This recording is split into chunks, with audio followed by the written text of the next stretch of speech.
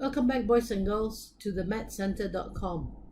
This is the continuing series of short videos on problems and questions that some of my subscribers, some of my year 10 students who learn online maths with us, Add Maths for year 10 with us, sometimes they ask me questions like this. I thought for a change, I would do a series of short problems on this topic. This topic is called Indices and Surds, and this is taught in the first half of year 10 IGCSE Add Maths.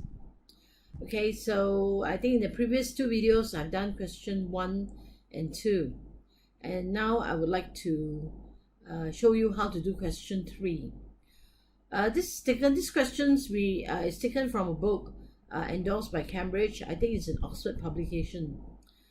So I thought that for a change, instead of doing, most of the time we do questions from our own, but this time I like to do from a textbook that is quite commonly used among my students, just to give them a different flavor and to tell them how to handle some of the schoolwork. Okay, now this is question number 3. Question 1 and 2 has been done. Question 3 is quite long. It is a 7 marks question, done, asked in 3 parts.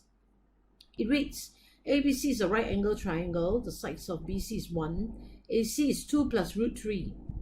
Okay, A, you have to show that root 2 over 2 multiplied by 1 plus root 3, and the whole entire thing, if you square it, is equals to 2 plus root 3.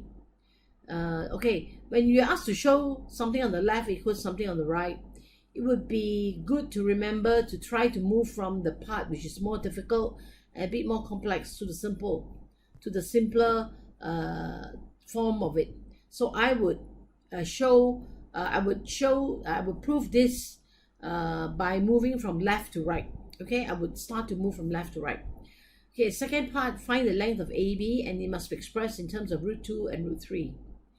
And C, express cos theta in terms of root 2 and root 3, rationalizing all surds in the denominator. Okay, so take a good look at the question. You can attempt it if you want. Just pause the video and then you can go on and compare your answer. If not, come along with me and we will go through it together. Okay? So this is my drawing here. It's not to scale. First part is a show, the show what is on the left equals to right. This expression is given. This expression here is given. So I'm moving from left. So this square will hit everything within the brackets. So root 2 over 2 squared. Root 2, see, what I've done is I wrote here squared here and squared here, so you can see it, right? I show you the working step by step, so everyone should be able to follow. Root 2, square root of 2 times square root of 2, it will give you 2, right? 2 squared will give you 4. So this one, when you simplify it, you get half.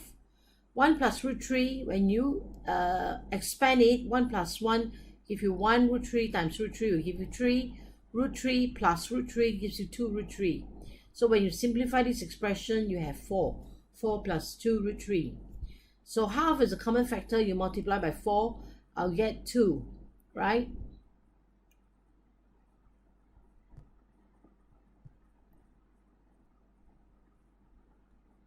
Sorry, half multiplied by 4, I get 2. So half multiplied by 2 root 3, I get root 3. So my answer, my final answer is 2 bracket 2 plus root 3. Okay? Again, you can pause the video to look at my answer and my solution again and my explanation again. Okay? Okay, the next part of the question says,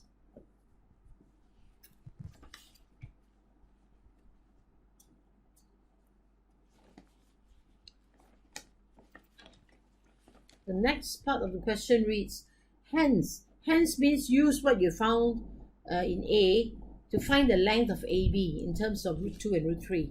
Now take a look at the picture.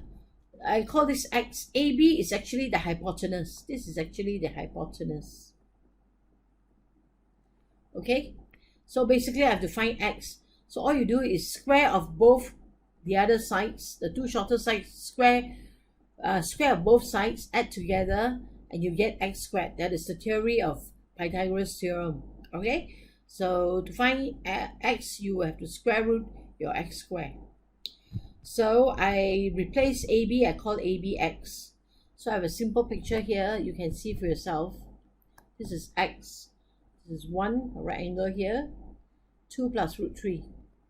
So according to Pythagoras theorem, x squared, which is the hypotenuse square, is sum of square of the other two sides.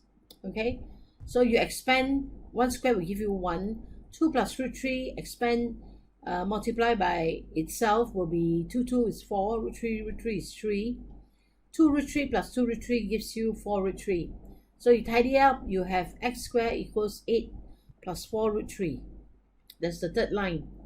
So from here, I'll take out 8 and 4. The common factor will be 4, right? 8 divided by 4, I left behind 2.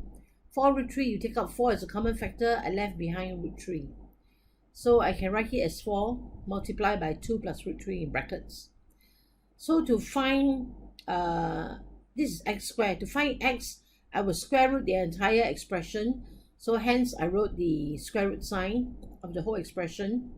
Or I could, now square root of 4, okay, square root of 4 gives you 2. Square root of this expression, I replace it with the power half or the index half. Okay, so I have this expression 2 bracket 2 plus root 3 power half, okay, is x.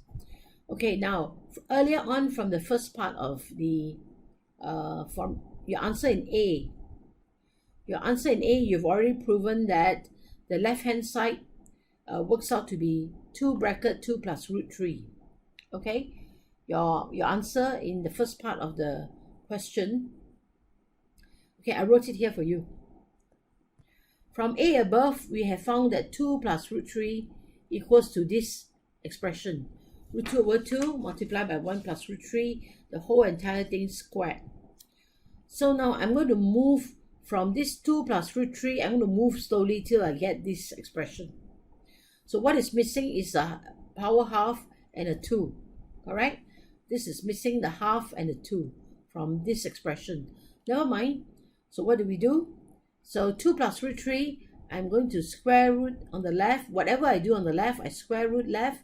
I must square root right. Now 2, when you square root it, becomes half, becomes 1. Okay, basically you have 2 here, right?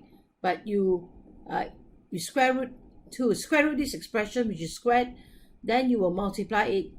Both the indices cancel each other, and so you get 1. Hence, I have 2 plus root 3. Square root of that is actually root 2 over 2 multiplied by 1 plus root 3. Then what must I do? I need a 2 here. So I'm going to multiply by 2 on the left.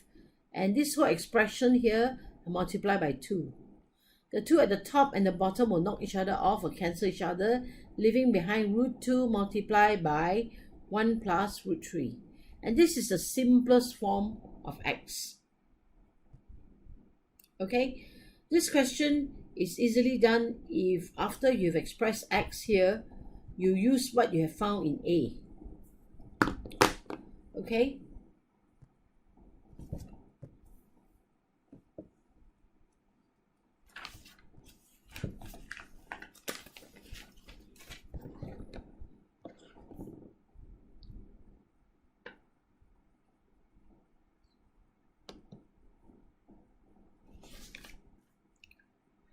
So people, if you like what we have done, please do share and subscribe. Share our website and this solution on your social media, and do follow us and give us a like. All right, you can see the whole range of courses that we have on our website, themathscenter.com.